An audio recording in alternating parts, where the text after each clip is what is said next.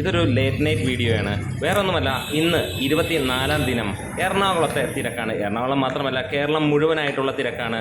ഈ ഒരു വീഡിയോ നമ്മൾ ഇപ്പോൾ ഇടുകയാണ്. വൈകുന്നേരം 7 മണിയായപ്പോൾ നമ്മൾ 6 മണിക്ക് ശേഷം ചെന്ന ഒരു വീഡിയോയുമാണ്. ആ ഒരു വീഡിയോയിൽ കാണുന്നത് എറണാകുളം നമുക്ക് കവിത തിയേറ്ററാണ്.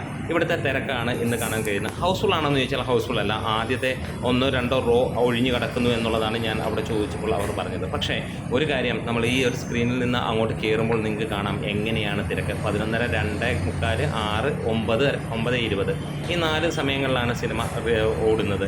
ഈ 4 ഷോകളും ഓൾമോസ്റ്റ് ഹൗസ്ഫുൾ എന്നുള്ള രീതിയിൽ 24-ാം ദിവസവും ഒരു സിനിമ അഴിഞ്ഞാടുന്നു. ചാനൽ സബ്സ്ക്രൈബ് ചെയ്യുന്ന കാര്യം ഒന്ന് പരിഗണിക്കണമെന്ന് അഭ്യർത്ഥിക്കുകയാണ്. ഇതിനിടയിൽ നമുക്ക് 24-ാം ദിനത്തെ കളക്ഷനും കൂടി ഒന്ന് പറഞ്ഞു പോകാം. നിങ്ങൾക്ക് ഈ ഒരു വീഡിയോ കാണുകയും ചെയ്യാം, ഒപ്പം അതിൻ്റെ കളക്ഷനും പറയാം. ഇന്ന് ഇതുവരെ 892 ഷോകളാണ് ട്രാക്ക് ചെയ്യപ്പെട്ടിരിക്കുന്നത്. 1,45,000-ന് മുകളിലുള്ള ടിക്കറ്റുകൾ വിറ്റുപോയി എന്നുള്ളതാണ് ട്രാക്കേഴ്സ് പുറത്തുവിടുന്ന കണക്കുകൾ. നമുക്ക് ലഭ്യമായിരിക്കുന്നത് ഈ ഒരു നിമിഷം വരെ 2,25,00,000 രൂപയോളമാണ് കളക്ഷനായി വന്നിരിക്കുന്നത്. അപ്പോൾ തന്നെ നമുക്കറിയാം ഇന്ന് 2.25 കോടിക്ക് മുകളിലായിരിക്കും സിനിമയുടെ കളക്ഷൻ. 55% ഒക്യുപ്പൻസി ആയിട്ട് വന്നിരിക്കുന്നത്.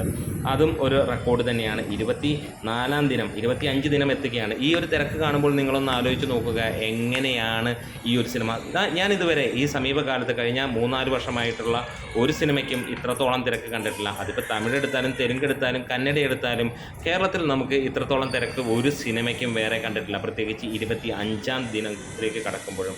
എന്തായാലും എറണാകുളം കവിത ഏറ്റവും കൂടുതൽ ആളുകൾ കയറുന്ന 1000-ന് മുകളിലുള്ള സീറ്റിംഗ് കപ്പാസിറ്റി ഉള്ള തിയേറ്ററാണ്. അവിടുത്തെ ആദ്യ ദിനത്തെ പോലെ തന്നെയാണ് തിരക്ക് നമുക്ക് കാണാൻ കഴിയുന്നത്. ആദ്യ ദിനത്തിൽ നിന്നൊരു വ്യത്യസ്തത എന്ന് പറഞ്ഞു കഴിഞ്ഞാൽ ഹൗസ്ഫുൾ ബോർഡ് കാണാനില്ല എന്നുള്ളത്, അല്ലെങ്കിൽ ആ ഒരു അതല്ല എന്നുള്ളത് മാത്രമാണ്. പക്ഷേ ഈ ഒരു ദിനത്തിലും ഇത്ര ഗംഭീരമാകുകയാണെങ്കിൽ നമുക്കൊരു കാര്യം ഉറപ്പിക്കാം, അത് മോഹൻലാൽ പവർ തന്നെയാണ്. ഇനി നമുക്ക് കളക്ഷൻ്റെ കാര്യങ്ങളിലേക്ക് കടന്നു വരികയാണെങ്കിൽ 35,000-ന് മുകളിലുള്ള ഷോകൾ ഇതിനോടകം തന്നെ ട്രാക്ക് ചെയ്യപ്പെട്ടിരിക്കുന്നു. അതുകൂടാതെ 65 ലക്ഷം ടിക്കറ്റുകൾ വിറ്റുപോയതായിട്ട് പറയുന്നു. കേരള ബോക്സ് ഓഫീസിൽ നിന്ന് മാത്രമായി 102 കോടി നേടിയെന്ന ട്രാക്കേഴ്സ് പറയുന്നു. സിനിമ 110 കോടിയും കഴിഞ്ഞ് മുന്നോട്ട് പോയിക്കൊണ്ടിരിക്കുകയാണ്. വേൾഡ് വൈഡ് ആയിട്ട് സിനിമ റെക്കോർഡിന് മേലെ റെക്കോർഡ് തൂക്കി 225 കോടിയിലേക്ക് എത്താൻ പോകുന്നു.